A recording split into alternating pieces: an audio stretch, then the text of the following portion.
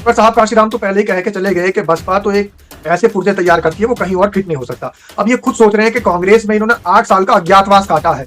अज्ञातवास ही बिल्कुल। कहूंगा मैं, क्योंकि नसीमुद्दीन सिद्दीकी कांग्रेस में थे भले ही, लेकिन नजर नहीं आए। कांग्रेसी की जो एक पहचान होनी चाहिए थी कांग्रेस के लीडर की, वो पहचान नसीमुद्दीन सिद्दीकी नहीं बना पाए कि कांग्रेस लीडर नसीमुद्दीन सिद्दीकी कहीं है। तो इसलिए अगर वो किसी पार्टी में भी जाएंगे तो वो पहले ही 8 साल का अज्ञातवास काट के आ चुके हैं। अब वो कोई दूसरी गलती नहीं करेंगे। अगर समाजवादी पार्टी में जाते हैं तो समाजवादी पार्टी में उनके प्रतिद्वंदी पहले से ही वहां पर मौजूद है। और अगर वो ऑल इंडिया मजलिस इत्तेहादुल मुस्लिमीन के साथ जाते हैं तो इनसे बड़े चेहरे ऑल इंडिया मजलिस इत्तेहादुल मुस्लिमीन के अंदर लखनऊ में मौजूद हैं।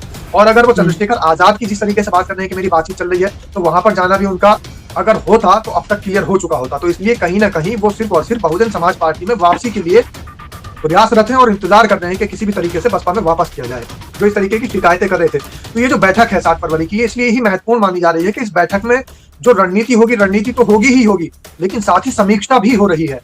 ये बैठक एक समीक्षा बैठक के रूप में भी देखी जा रही है, क्योंकि तमाम विधानसभा स्तर के जो पदाधिकारी और कार्यकर्ता वहां पर बुलाए गए हैं, तो इसका मतलब साफ है कि जहां पर भी निष्क्रियता नजर आ रही है, जहां पर भी पेच ढीला नजर आ रहा है, उसको टाइट करने की कोशिश अब शुरू हो जाएगी। इसलिए तमाम विधानसभा स्तर के लोगों को बुलाया गया है। बहुत सारे नेता ऐसे भी हैं, वो ये कहते हैं कि हमारे जो शीर्ष नेतृत्व है या हमारे जो ऊंचे बड़े पदाधिकारी हैं, वो हमें सही तरीके से काम नहीं करने देते हैं। एक दूसरे से हो सकता है किसी को मतभेद भी हो, आपस में भी जो कार्यकारिणी है, जिला कार्यकारिणी हो गई या फिर विधानसभा स्तर की कार्यकारिणी हो गई, आपस में मतभेद भी हो सकता है। इसलिए बसपा सुप्रीमो बहन मायावती ने सब लोगों को लखनऊ में इकट्ठे बुला लिया है। अगर किसी की कोई शिकायत है विधानसभा स्तर पर, तो वो शिकायत को अपनी रखेंगे वहां। और अगर किसी बड़े पदाधिकारी, बड़े नेता से लेकर के उनको कोई दिक्कत है, तो उसकी दिक्कत और उसकी शिकायत भी वहां पर वो रखी जाएगी। तो तमाम ऐसी बातें वहां पर सामने आएंगी। इसलिए इस बैठक को, इस महाबैठक को समीक्षा बैठक के रूप में भी देखा जा रहा है। तो अभी हम नहीं गलत मान सकते कि 9 अक्टूबर के बाद से जो बसपा का अपना खुद का रूप है वो अलग नजर आ रहा है। और 9 अक्टूबर में वहां पर ये कह सकते हैं कि मान्यवर साहब कांशीराम के परिनिर्वाण दिवस के बाद में उनको जो श्रद्धांजलि सभा दी गई, तो एक बिगुल फूका गया बसपा के अंदर और अब नई तरीके की बसपा नजर आ रही है। अब ओबीसी को जोड़ने की बात चल रही है, मुस्लिम भाईचारा कमेटी बना करके मुस्लिमों को जोड़ने की बात चल रही है। और यहाँ तक कि बहुत सारी जो लोग थे, बहुत सारी जो युवा शक्ति है हमारी, वो जब ये महसूस कर रही थी कि हमारे बीच में कोई युवा नेता नहीं है, यहाँ तक कि मैं आपको बता दूं कि कई बहुजन समाज के चैनल और बहुजन समाज के तमाम लोग तो ये भी कह रहे हैं कि बसपा सुप्रीमो मायावती इस बार मुख्यमंत्री नहीं बनेगी। हो सकता है कि आकाश आनंद को मुख्यमंत्री बना दें। जो लोग ये कह रहे हैं कि भाई आकाश आनंद क्यों नहीं आ रहे हैं बाहर, आकाश आनंद को क्यों नहीं लाया जा रहा है, अगर इस बार बहुजन समाज पार्टी जीतती है तो आकाश आनंद को मुख्यमंत्री बना दे और उसके बाद में बसपा सुप्रीमो बहन मायावती 2029 में प्रधानमंत्री बन जाए। इस तरीके के कयास बहुजन समाज के लोग लगा रहे हैं। और कयास क्यों लगा रहे हैं? इसलिए क्योंकि सक्रियता नजर आ रही है बहुजन समाज पार्टी की इस बार। अब जहां जैसे सवाल आता है किन जिलों में कमजोर है बसपा, किन जिलों के अंदर बसपा की जो नेतृत्व है वो नजर नहीं बना पा रहा है, तो इसीलिए ये महाबैठक बुलाई। नमस्कार, क्या हाल चाल है? सब ठीक है? बहुत बढ़िया, बहुत बढ़िया। अपने और अपने को ख्याल रखो और जब टाइम मिले तो वीडियो जरूर देखो। देसी देख, फिगर ब्रेक, बगैर लाग लपेट, बिल्कुल देसी अंदाज में। मैं विपिन बेबाक और मेरे सामने पत्रकार शादाब रिजवी। जय हिंद, जय भीम, सत श्री अकाल, आदाब। मेरा नाम है शादाब। शादाब रिजवी, सबसे पहले हमारा आह्वान। देखिए, दर्शकों से हमारा डेली एक आह्वान रहता है, मान्यवर साहब कांशीराम को भारत रत्न दिलाने का आह्वान। ये हमने मुहिम छेड़ रखी है, तो इस मुहिम का हिस्सा आप भी बन सकते हैं। और आप कैसे इसका हिस्सा बन सकते हैं?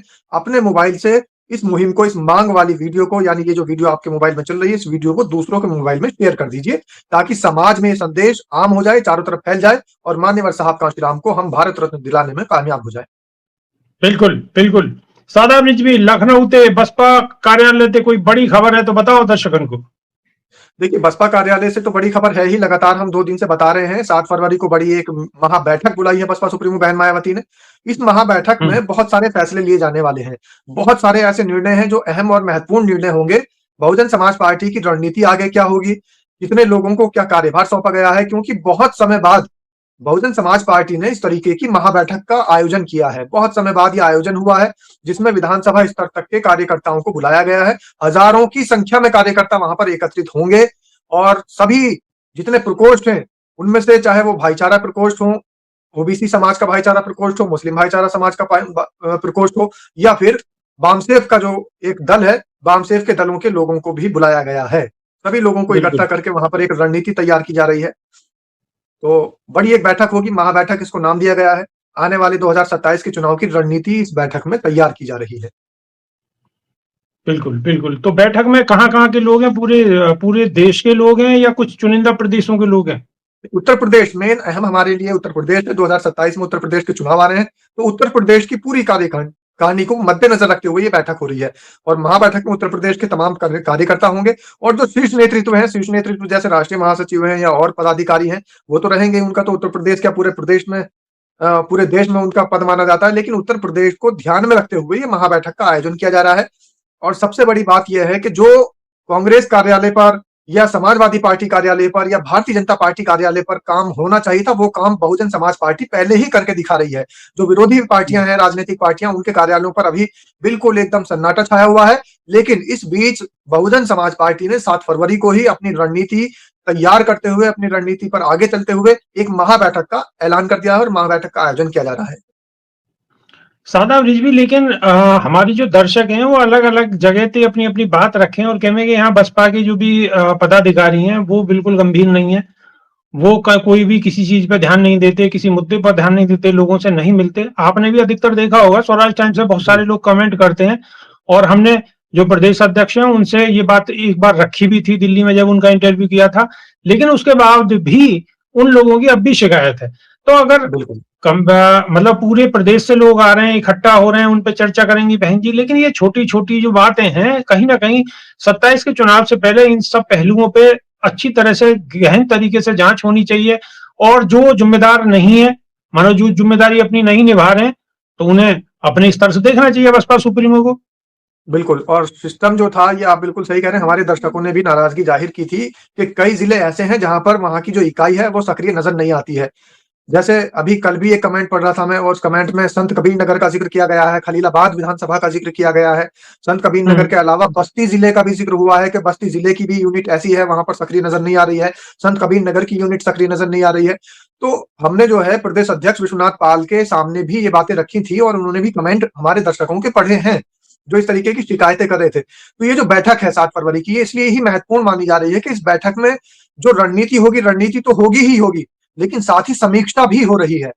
ये बैठक एक समीक्षा बैठक के रूप में भी देखी जा रही है, क्योंकि तमाम विधानसभा स्तर के जो पदाधिकारी और कार्यकर्ता वहां पर बुलाए गए हैं, तो इसका मतलब साफ है कि जहां पर भी निष्क्रियता नजर आ रही है, जहां पर भी पेच ढीला नजर आ रहा है, उसको टाइट करने की कोशिश अब शुरू हो जाएगी। इसलिए तमाम विधानसभा स्तर के लोगों को बुलाया गया है। बहुत सारे नेता ऐसे भी हैं, वो ये कहते हैं कि हमारे जो शीर्ष नेतृत्व है या हमारे जो ऊंचे बड़े पदाधिकारी हैं, वो हमें सही तरीके से काम नहीं करने देते हैं। एक दूसरे से हो सकता है किसी को मतभेद भी हो, आपस में भी जो कार्यकारिणी है, जिला कार्यकारिणी हो गई या फिर विधानसभा स्तर की कार्यकारिणी हो गई, आपस में मतभेद भी हो सकता है। इसलिए बसपा सुप्रीमो बहन मायावती ने सब लोगों को लखनऊ में इकट्ठे बुला लिया है। अगर किसी की कोई शिकायत है विधानसभा स्तर पर, तो वो शिकायत को अपनी रखेंगे वहां, और अगर किसी बड़े पदाधिकारी, बड़े नेता से लेकर के उनको कोई दिक्कत है, तो उसकी दिक्कत और उसकी शिकायत भी वहां पर वो रखी जाएगी।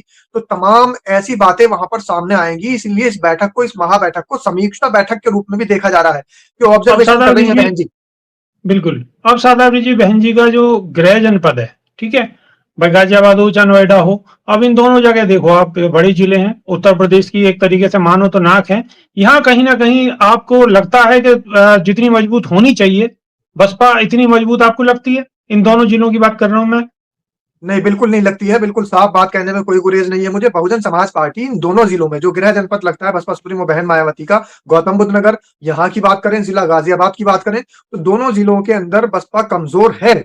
इससे कोई दो राय नहीं है। इसमें कहीं ना कहीं ये एक संकेत है कि यहाँ पर मजबूती होनी चाहिए, क्योंकि बसपा सुप्रीमो बहन मायावती का गृह जनपद और भी है। शादाब रिजवी, मैं रोकना चाहूंगा 1 मिनट आपको।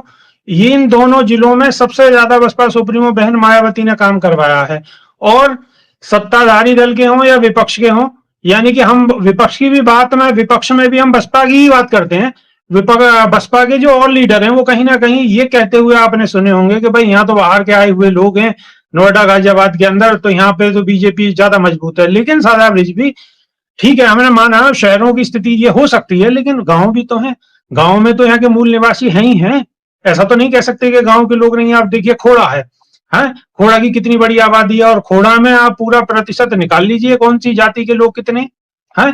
वहां पे मौजूदगी मजबूत होनी चाहिए बसपा की, लेकिन कहीं ना कहीं वो हल्की दिखाई देती है। और बहुत सारी जगह, आप गाजियाबाद को देख लीजिए, नोएडा को देख लीजिए, गांव है नोएडा के अंदर, और पहले था बसपा का गढ़ था, लेकिन कहीं ना कहीं वो धीरे धीरे धीरे धीरे कमजोर होता गया। और बहन जी की स्थिति भी मजबूत थी, ऐसा नहीं कह सकते कि पहले मजबूत नहीं थी, लेकिन कहीं ना कहीं जितनी मजबूत होनी चाहिए वो इतनी मजबूत वहां यहाँ पे दिखाई नहीं देती। देखिए, आप तो सिर्फ 2 जिलों की बात कर रहे हैं, मैं ये कह रहा हूँ पूरे प्रदेश के अंदर बसपा की जो स्थिति थी वो बिल्कुल भी मजबूत नहीं थी, और मजबूत अगर होती तो फिर एक विधायक मात्र से बसपा को कहीं भी संतुष्ट नहीं होना पड़ता। तो पूरे उत्तर प्रदेश की राजनीति की अगर हम बात करें तो वाक़ई में कमज़ोर थी बसपा की जो टीम है, और बसपा के जो पदाधिकारी हैं, वो लगातार प्रयासरत हैं, काम कर रहे हैं, लेकिन जो मजबूती दिखाई देनी चाहिए थी धरातल पर वो बहुजन समाज पार्टी की नज़र नहीं आई। हालांकि 9 अक्टूबर के बाद से एक नई जान फूंकने का काम बसपा सुप्रीमो मायावती ने किया है, और बसपा सुप्रीमो मायावती ने एक बार फिर से ये कहा है कि 2007 वाला जो जो बसपा का मॉडल था, बसपा की जो रणनीति थी, वो हम 2027 में दोहराएंगे, और उसी को लेकर के काम चल रहा है। तमाम भाईचारा कमेटियों को एक्टिव किया गया। मैं तो ये मानता हूं कि 2007 के बाद से लेकर 17-18 साल बाद दोबारा से भाईचारा कमेटियों का विस्तार होना शुरू हुआ है। इसके बीच में जो आप देख रहे हैं 18 साल, जहां हम कहते हैं गौतम बुद्ध नगर हो, जिला गाजियाबाद हो, या उत्तर प्रदेश के तमाम जिले हों, उनमें बसपा की स्थिति वाकई कमजोर और दयनीय स्थिति नजर आ रही थी। बसपा जीतना तो बहुत मुश्किल बात थी, वहां पर जुस्तजू करती नजर आ रही थी। पार्टी के जितने प्रत्याशी थे, उनकी आप स्थिति देखिए, उनकी स्थिति भी बड़ी दयनीय नजर आ रही थी। लेकिन इस बात को भी हम नहीं कह गलत मान सकते कि 9 अक्टूबर के बाद से जो बसपा का अपना खुद का रूप है, वो अलग नजर आ रहा है। और 9 अक्टूबर में वहां पर ये कह सकते हैं कि मान्यवर साहब कांशीराम के परिनिर्वाण दिवस के बाद में उनको जो श्रद्धांजलि सभा दी गई, तो एक बिगुल फूका गया बसपा के अंदर, और अब नई तरीके की बसपा नजर आ रही है।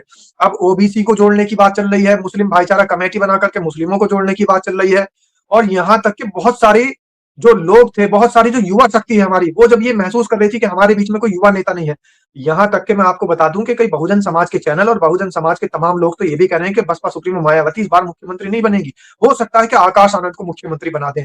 जो लोग ये कह रहे हैं कि भाई आकाश आनंद क्यों नहीं आ रहे हैं बाहर, आकाश आनंद को क्यों नहीं लाया जा रहा है, अगर इस बार बहुजन समाज पार्टी जीतती है तो आकाश आनंद को मुख्यमंत्री बना दें, और उसके बाद में बसपा सुप्रीमो बहन मायावती 2029 में प्रधानमंत्री बन जाए। इस तरीके के कयास बहुजन समाज के लोग लगा रहे हैं। और कयास क्यों लगा रहे हैं? इसलिए क्योंकि सक्रियता नजर आ रही है बहुजन समाज पार्टी की इस बार।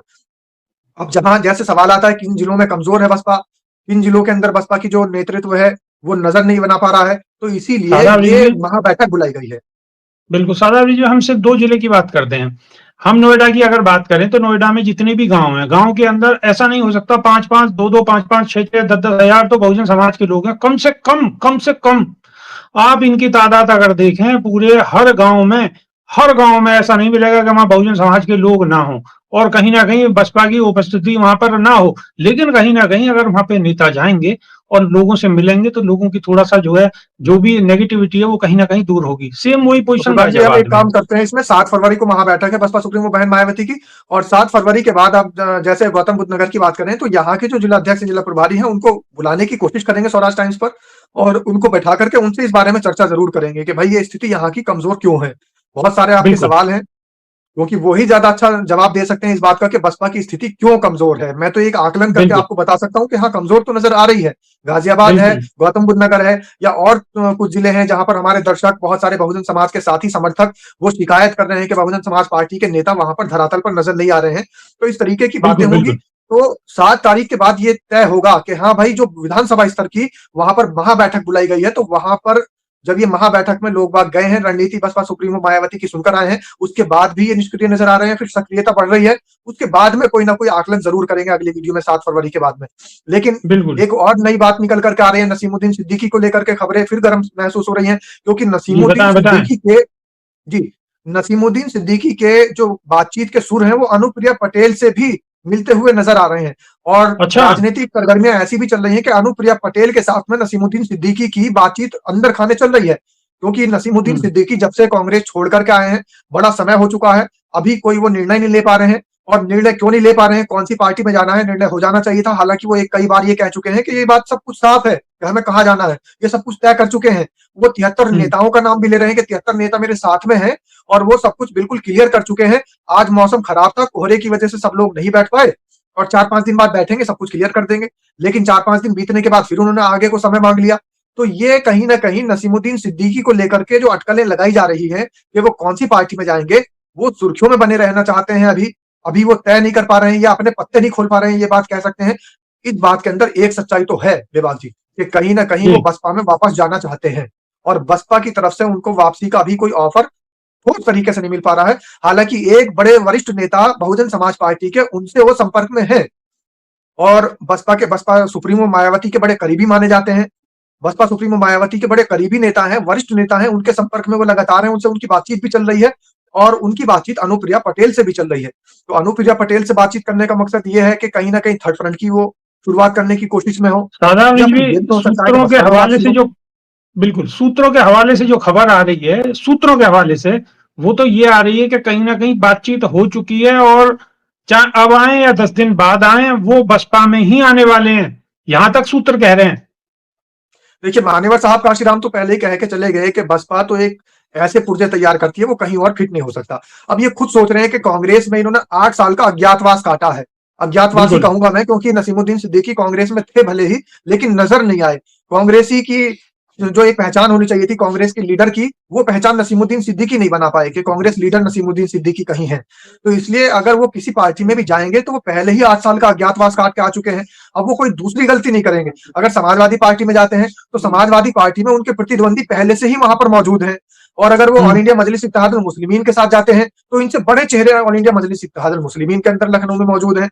और अगर वो हम्म चंद्रशेखर आजाद की जिस तरीके से बात कर रहे हैं कि मेरी बातचीत चल रही है, तो वहां पर जाना भी उनका अगर होता तो अब तक क्लियर हो चुका होता। तो इसलिए कहीं ना कहीं वो सिर्फ और सिर्फ बहुजन समाज पार्टी में वापसी के लिए प्रयासरत हैं और इंतजार कर रहे हैं कि किसी भी तरीके से बसपा में वापस किया जाए, वापसी की जाए। बिल्कुल सिर्फ सूत्र सिर्फ तो इसीलिए ये देरी हो जो रही आप है। बता रहे हैं सादा रिजवी, सूत्र तो यही बात बता रहे हैं, लेकिन अभी इसमें थोड़ा सा टाइम लग सकता है कि हो सकता है 10 दिन लग जाए, 15 दिन लग जाए, हो सकता है महीना भी लग जाए, लेकिन सूत्र तो यही बता रहे हैं बातचीत हो चुकी है, सही वक्त का इंतजार है।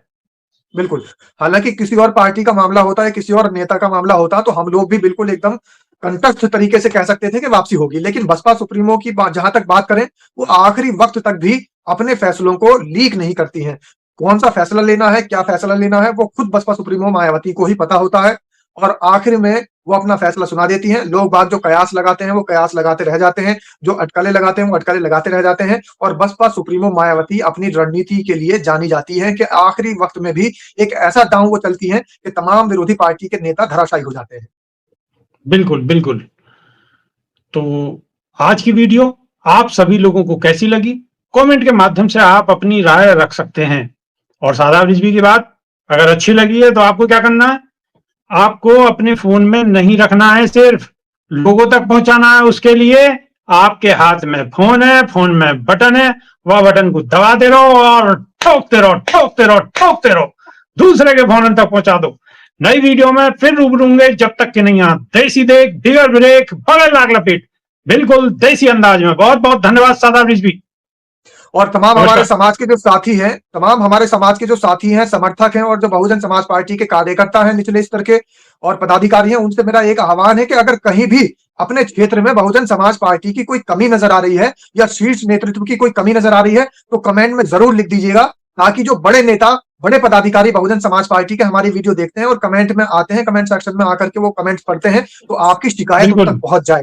कम से कम ये जो बिल्कुल सुधार है वो सुधार की प्रक्रिया आगे बढ़ सके। इसलिए तमाम बसपा के समर्थक, बहुजन समाज के जितने हमारे क्रांतिकारी योद्धा हैं, अगर आपके क्षेत्र में आपको कोई कमी नजर आ रही है तो कमेंट में जरूर लिख दीजिएगा। बहुत बहुत धन्यवाद। जय भीम, जय संविधान, नमो बुद्धाय।